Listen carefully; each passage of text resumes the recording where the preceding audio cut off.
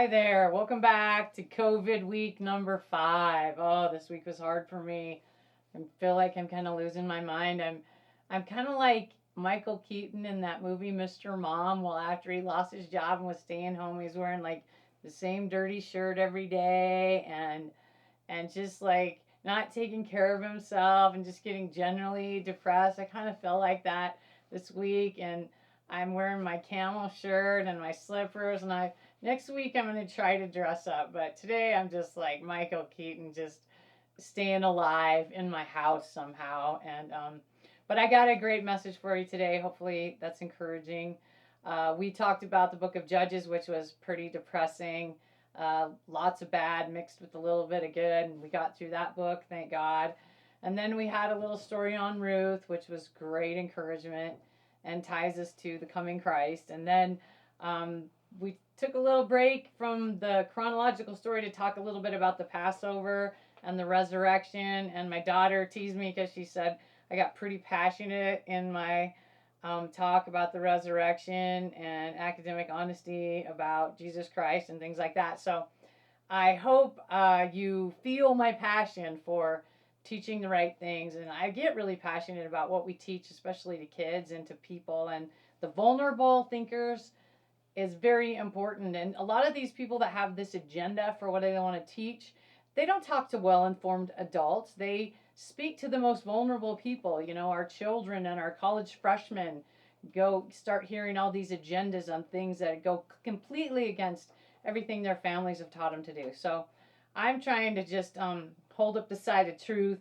and I will do just about anything to teach the truth to kids. So that's what I'm doing. I just wanted to remind people of this verse in Luke 17. Luke is I like all the Gospels, but I really appreciate Luke, how he thoroughly studied Christ and really wrote things down. And he said it would be better to be thrown into the sea with a milestone around your neck than to cause one of these little ones to stumble. That's Luke 17:2. So it's very serious. God, that's the words of Jesus, by the way, who's always saying, suffer the little children to come unto me. And also there's another translation, New Living Translation, says it would be better to be thrown into the sea with a millstone hung around your neck than to cause one of these little ones to fall into sin. And that is, of course, reiterated also in Matthew and in Mark. Matthew 18:6 and Mark 9:42 make similar statements. And we see by the life of Jesus that he valued children and cared for them and still does. And so God holds a special judgment to people who teach things to kids, because you're held accountable for misleading or leading people in the right direction or misleading them. So I take that very serious, and I think teachers and pastors and parents should take that very seriously. And this lesson about Samuel is kind of a great movement in that direction to show how important parenting is, how important truth is. And Samuel brings hope to the people of Israel through his story. So let's start with the story of Samuel, and he's the last of the judges, and he's the best judge. And he brings us through a transition between the judges and the kings. But he's the last and the best, and he is obedient to God. And so while he's in charge, things get done and things get done right, and the people come back to God. Okay, but he starts off in a bad place. And so the story of Samuel starts with a man by the name of Elkanah. And Elkanah had 2 wives. And of course, this is not biblically condoned by the Torah or the first 5 books of the Genesis or the first 5 books of the Bible. It's just what happened. And one of the reasons that people got into that practice is because the people around them practiced polygamy, but also during times of war when everyone's getting killed, there's a shortage on men. And so sometimes they would men would have more than one wife to take care of the extra women that didn't have a way to provide for themselves. But it's not, God says in Genesis, a man shall become one flesh with his wife, and the 2 will become one flesh. And so we're talking, the polygamy is not a part of that plan that God has designed, but it is practiced here by some of the Israelites. Again, they come out of the period of Judges where remember it said everyone did what was right in their own eyes. So, but this man does have a sense of faith, because he does take the pilgrimage every year to go to Shiloh. Remember what's in Shiloh, the tabernacle and the Ark of the Covenant. And it's believed that God, the presence of God, is definitely in existence between the cherubim on the Ark of the Covenant. And so people would have to go in and do their sacrifices, and the priests would have to be purified and consecrated before they could even go into the Holy of Holies. So this man would make a pilgrimage every year with his 2 wives. And one of his wives, named Peninnah, was very fertile, and she had multiple children. And one of his wives, who he loved, was named Hannah, and she was barren. And so every time they would go down, he would give a portion of meat to each of his wives for the wife and each of the children to redeem them from their sins, to carry out the sacrifices. And so every year, it said that every year they went down, Peninnah would hassle and harass Hannah because she had no children. And they would go into the place and present their offerings. And every year, Hannah would just suffer to the point of tears because she had no children. And she would go into the tabernacle, and she would still pray, and she would still hope. but she was broken. She was very broken. And we learn a couple of things, several things from this passage. Number one, we learned that Elkanah loved Hannah. He loved her. He even told her, "Aren't I better than 10 sons? Because I love you." And she would say, I'm sure she was like, "You love me, but I have nothing. When you're dead, I have nothing." And she just really wanted to have children. It was a disgrace for a Jewish woman to not have a child. So, and we see by the way that Peninnah treated her that she was jealous. I mean, who would care? Who would be mean to a poor woman who has no children in these times? I mean, who would not show mercy and pity? So this girl, this Peninnah, she was jealous. She was insanely jealous. She loved to taunt and cause problems to Hannah. So that obviously shows that Elkanah, whatever his name is, he definitely showed preference for loving Hannah. And the other woman was very jealous, which is again why polygamy and multiple families and having multiple people is always a threat and always causes jealousy, and it wasn't meant to be. We can see it by the way people react with their emotions. And so we also find that she has no economic chance after Elkanah dies. She's done. So she really needs, not only does she want it, she needs it. But we see that she's devoted to God. So she goes in and prays. And she makes this vow to God where she said, "If you will just give me a son, I'll give him back to you." And so she makes this vow to God. And so one time she's going in and she's crying and pleading so loudly and so fervently that Eli accuses her of being drunk. He's the priest of the tabernacle. And he said, "Throw away your wine, woman. Get out of here." And she just tells him, "No, I'm distraught. I'm distraught." Another thing we got to point out here that you should see is that Eli is sitting in the temple. Now, normally, this is the only reference to somebody sitting in the temple. Normally, when the priests were doing their duties, they were always standing in the presence of God. They were standing to do the sacrifices. They were standing. So, for whatever reason, that Eli was sitting is not normal tradition. It's kind of dishonorable to God to be serving by sitting. So, this is not normal. So we know some things are kind of falling down on the ball. We know he's references later that he's really overweight. We get the idea that he's older, that he's not in great health, and maybe that's why he's sitting. But that's not normal practice. So anyway, he hears her cry and he is kind to her and he says, "Go in peace and may the Lord answer your prayer." And what we see is the faith of this woman, that she just leaves it down, and it says that she gets up and she eats. She goes back to normal. She doesn't grovel. She just says, "Okay, I'm going to trust God." And she goes back home, and the Lord opens her womb, and she has this child named Samuel. And she has promised to give him to God. So when he's weaned, and her and Elkanah bring this boy back to Samuel, and they do their sacrifices, and they give him over to Samuel because that's what they promised.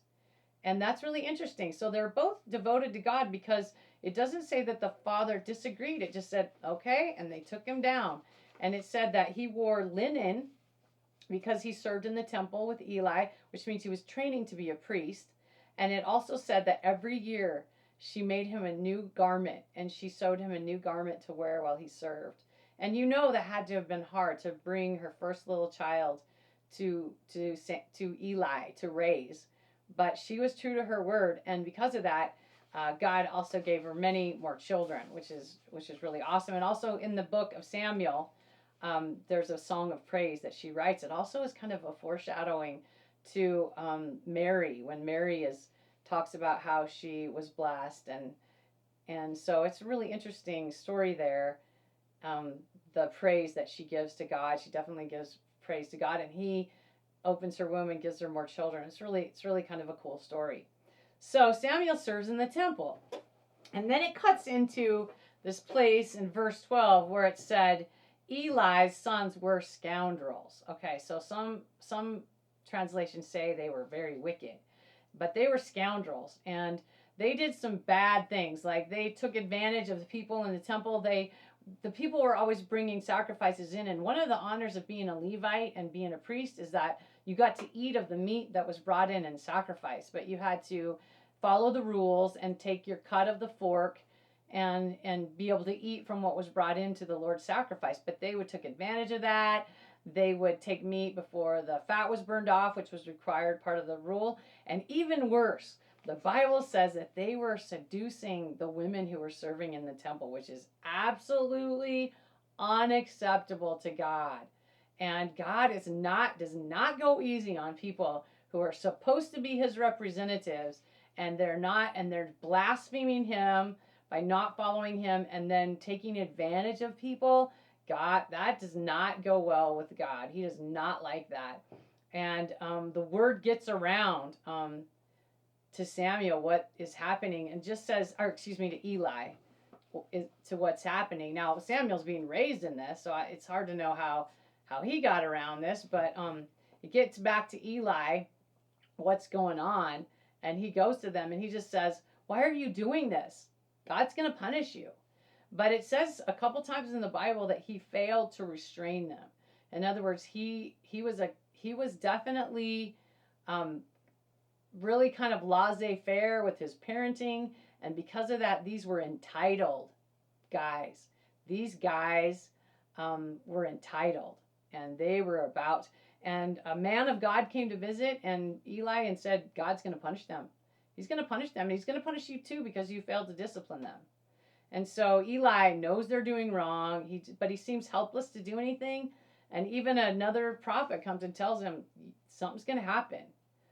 But about this time, Samuel is a boy. He's being raised in the temple. In fact, this is really interesting that it says that he sleeps near the Ark of the Covenant. I think that is the coolest thing. Here's this boy. Imagine getting dropped off when you're like, he was young, 3, 4, who knows? It doesn't really say. But he gets dropped off. Maybe he was as old as 6. We don't know. And he's got to sleep in this temple. But the coolest thing, the Ark of the Covenant, remember, is like the power of God. It represents the power of God. It's not an idol. It's just the representation of the power of God. It has the 10 Commandments in it. I don't know if you've seen the Indiana Jones movie. I know that's just a fictional movie based on a real thing, but they're looking for the Ark, and it's got they're trying to curiously about how does this have power, but this is a real thing, and it was in Shiloh, in the Holy of Holies, and Samuel is pure and dedicated to God, which we all have to dedicate our children to God and just give God our children and let go of them. But he sleeps by the Ark of the Covenant. That's amazing. But one night while he's sleeping there by the Ark of the Covenant, which is really cool, he hears a voice that calls his name, Samuel. He hears it so clearly that he jumps up from his bed and he goes into Eli and he says, "Yes, Eli, I'm here. What do you need?"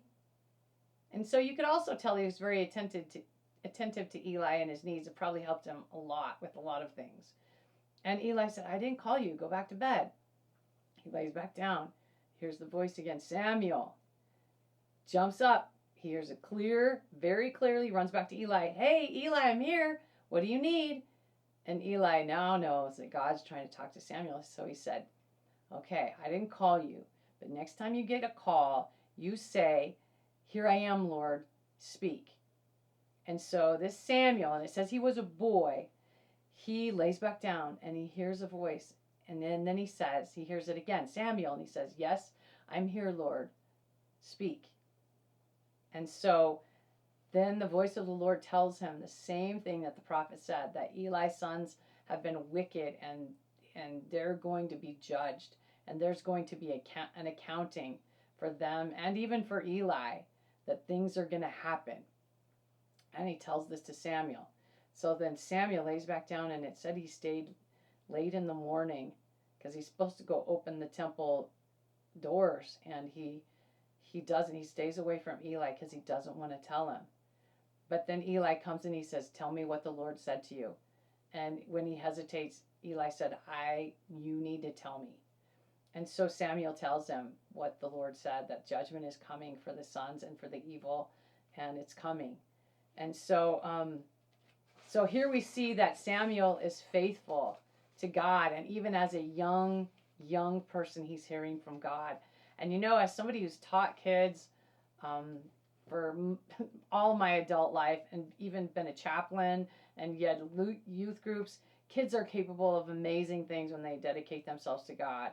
And it's unbelievable the purity of their spirit and the amazing things that they can do.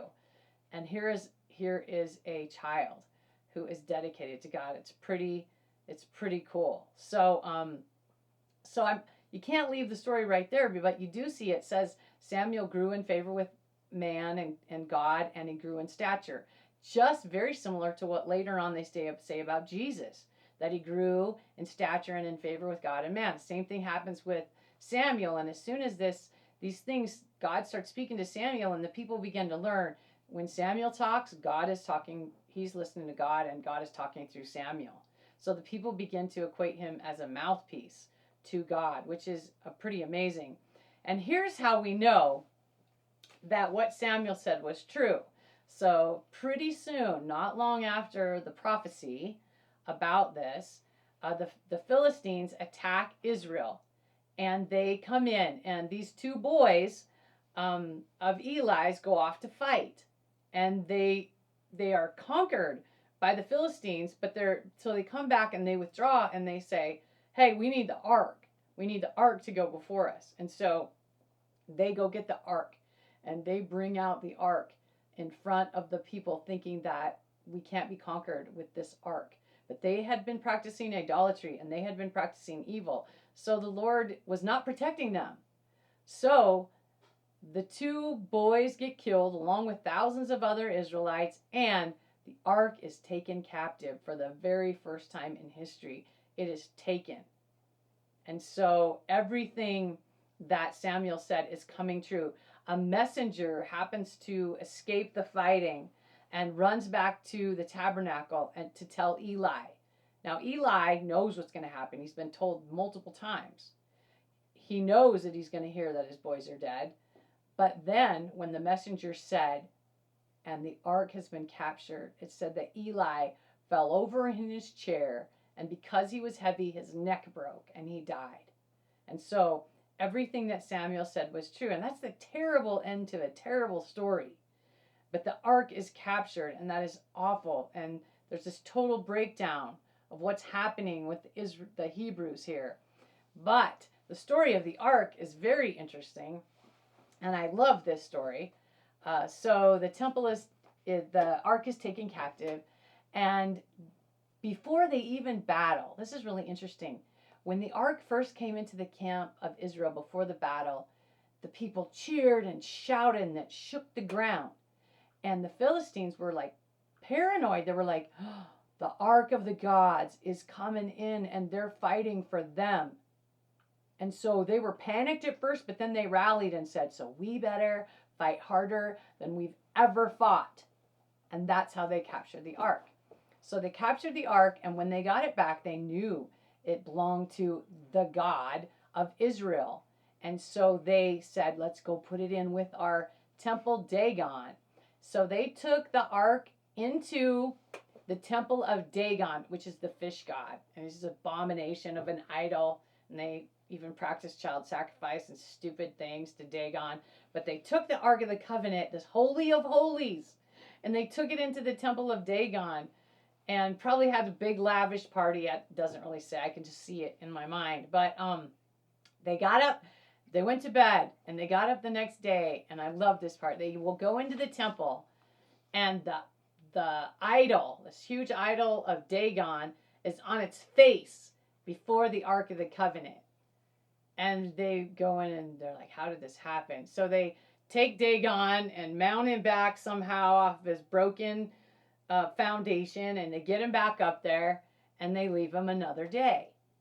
And then the next day they come back, and as they're walking in the threshold, the face and the hands of Dagon the idol are laying on the threshold. So they step over the threshold, and they go in. They again find the body of Dagon on his face, without his face, in front of the Ark of the Covenant, and they are just spellbound. And then a plague breaks out in their camp, and people start getting boils and dying. And so they put Dagon back together, but they say, get this ark out of here. So they take it to another town. And in that next town, the same thing happens. The people begin to break out of this plague and die of the plague. So they get it out of that town, and they're about to take it to another town. And those people rush out and say, no, do not bring it here. Do not bring it here to this town, because people are already dying. So they they gather the 5 leaders of these tribes. And the 5 men say, hey, we are not going to be stupid like Pharaoh. And so they've heard about Pharaoh. They've heard about the Israelites. They've heard about all that. We are not going to be stubborn like Pharaoh. They say, we're going to give the ark back. But not only that, we better give this God a gift.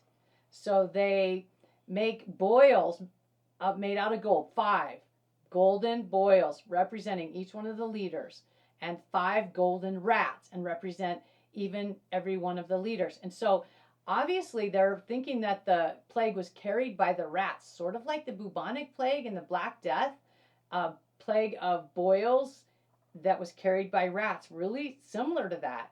So they take and then they decided, if this is really a God that we're dealing with, we're going to find out, because here's what we're going to do. We're going to get 4 cows that have just given birth to some calves. And then we're going to take those little calves and we're going to put them in a pen, and we're going to tie these cows to a wagon. And we're going to put the Ark of the Covenant in the wagon with the gifts, the boils and the rats. And if these cows run straight back to the Israelite camp, we will know that this is a God. And so this is really cool, because God is just showing himself to these people who don't love him and don't care, who serve other gods. He's just trumping their God. He's showing that he's the real God, and he's just showing them truth to them. So they said, if this is a real God, these cows are not going to wander and meander and go back to their cows, which is what a cow would do. And those of us who spend any time around livestock know that what a cow is going to do is run over you to get back to their baby. That's just what they do. So they don't care who's in the way. People get hurt getting between cows and their calves. That's right. So they know that's what's going to happen. So as soon as these Philistines hook up these cows to this wagon, those cows not walk, run all the way back to Israel. It's amazing. And the kings must have followed on horseback, because it said they followed to see what was going to happen. And the 5 kings ride and follow, and they watch as the wagon stops inside the boundaries of Israel. And the people of Israel run out to the wagon, and they see it, and they see the ark, and they're like, oh my goodness. And they have this party, and they take the cows and they slaughter them and build an altar to God there, and celebrate that the ark has returned. And however, because they had been so far from God, they forgot that you're not supposed to touch the Ark of the Covenant. You're definitely not supposed to open the lid. And 70 of the men opened the lid and looked inside. And remember, it's a copy of the 10 Commandments and some of the manna and some of the other things that it was supposed to be holy of holies. They were not supposed to touch it. And they did, and 70 of them died. So then the people are whining again. Oh, God hates us, and why do these things happen? And for the next few years, until Samuel got old enough to really lead them, they were just lost and meandering in their stupid idolatry. But in the end, it says that Samuel rose up and helped the Israelite people to reform, throw away their gods, and were back into victory, because they had to purify themselves. And so what an interesting story about God and his judgment, and how he can use a child to bring truth, an honest child, and how he cares about obedience more than any sacrifice. It's all about obeying him. And so we want to teach the truth of God, and as long as God is reigning and we're obedient to him, we have his protection. But as soon as we run off our own way and openly disobey him, like these 2 sons, like I said, people that are in ministry or who are leaders who have open disobedience to God, they're going to pay. they're going to pay. And I pray that they get right with God before the end comes and that he shows mercy on them, because God hates blasphemy, and he hates people using people, and he hates this kind of, any kind of, when you're in leadership, you are very responsible for how you lead.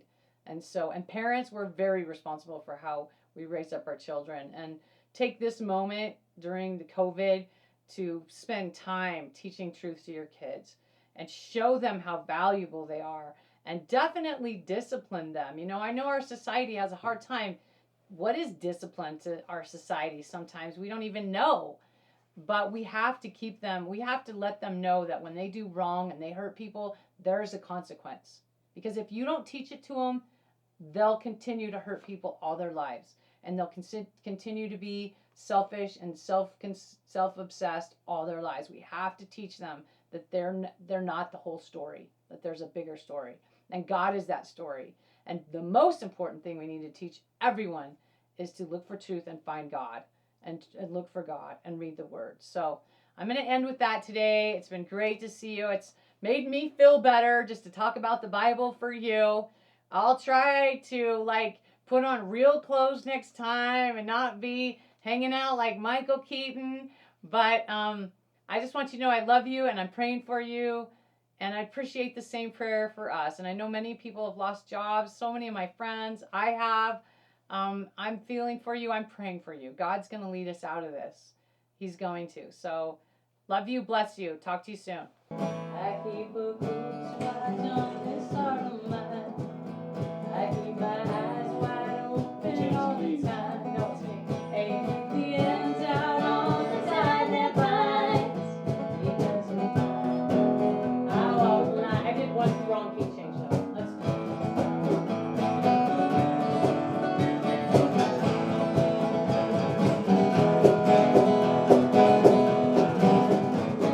I find it very, very easy to be true. I find myself alone when days are through, and I admit that I am a fool for you. Because I walk the line.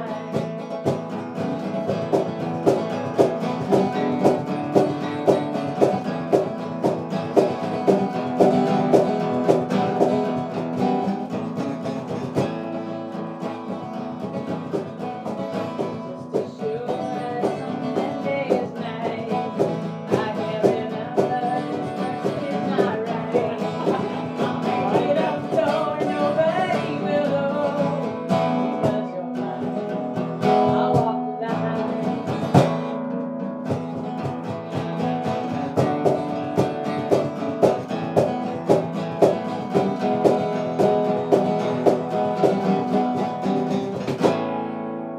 That was amazing. We should just send that one in. Wait, I gotta wipe the tears from my eyes. I'm laughing so hard. Okay. I wanna be a cowboy sweetheart. I wanna learn to roam and ride. I wanna ride all the plains in the desert, right down west of the Great Divide. I wanna hear the coyotes howling as the sun sets in the west. I wanna be a cowboy sweetheart. That's the life I love the best.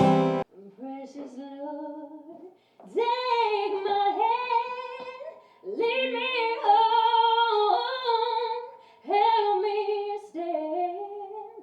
I am tired, I am weak, I am worn, and through the storm and through the night, lead me on to your light. Take my hand, precious Lord, and lead me home. Show off. Take that. Not bad.